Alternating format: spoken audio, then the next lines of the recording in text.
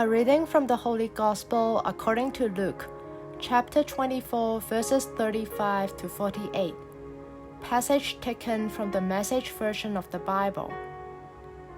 Then the two went over everything that happened on the road and how they recognized him when he broke the bread. While they were saying all these, Jesus appeared to them and said, "Peace be with you." They thought they were seeing a ghost and were scared half to death. He continued saying, "Don't be upset, and don't let all these doping questions take over. Look at my hands, look at my feet. It's really me. Touch me. Look me over from head to toe. A ghost doesn't have muscle and bone like this." As he said this, he showed them his hands and feet. They still couldn't believe what they were seeing. It was too much. It seemed too good to be true. He asked, "Do you have any food here?" They gave him a piece of leftover fish they had cooked. He took it and ate it right before their eyes.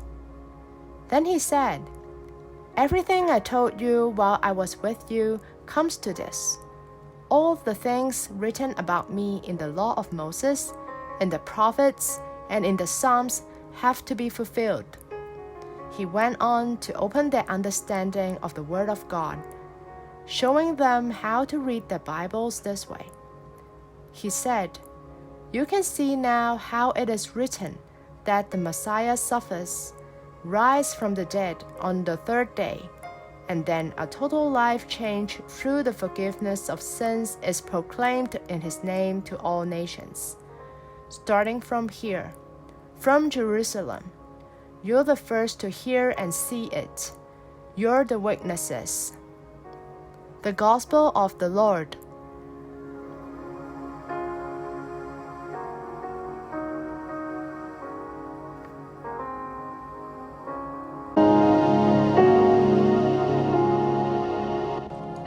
Reflections on the Gospel according to Luke chapter 24, verses 35 to 48. He stood among them.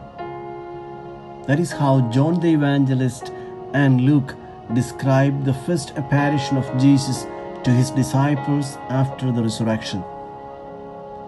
The disciples were huddled together with the doors locked because of their fear of the Jews. But Jesus breaks through the confinements and he stood among them. He just stood inside the circle of their fears. Left to ourselves, we would remain imprisoned forever inside that locked door, and all efforts to bring us out would have the opposite effect. The risen Lord comes to meet us where we are, comes without force. He comes without arguments or explanations. He comes to liberate us into joy. That Sunday had been intense. First, some women had experienced two characters in bright robes announcing the resurrection of Jesus. In the afternoon, two other disciples on their way to Emmaus were accompanied by a pilgrim who warmed their hearts with his words and then revealed himself as the risen Christ. Gradually, the community of disciples began to realize that Jesus had really risen. But now, with the body of Jesus missing from the tomb, the threat of the Jews launching an attack on the disciples was very real. So, they shut themselves up, and Jesus stands in the midst of their fears to greet them. "Peace be with you."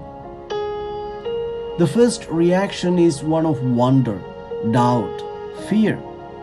Then he says, "Look at my hands and my feet. It is me in person." Jesus does not ask the disciples to look at his face, but at his feet and hands.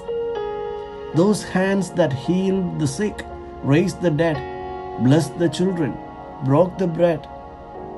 Those blessed feet that walked so many places, the feet that accompanied the needy and walked into the houses of sinners. What Jesus showed the disciples were not his wounds, but the scars of love.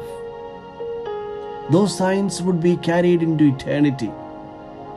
The risen one is also the crucified one. Those feet and hands show that when you live for love, your sufferings, no matter how bad, becomes a sign of tenderness. These hands and feet of Jesus can also be seen in all those who work for the good of humanity. The true disciple of Jesus must also be recognized by his hands and feet. Blessed are the feet and hands that are marked by acts of love, because they reveal God.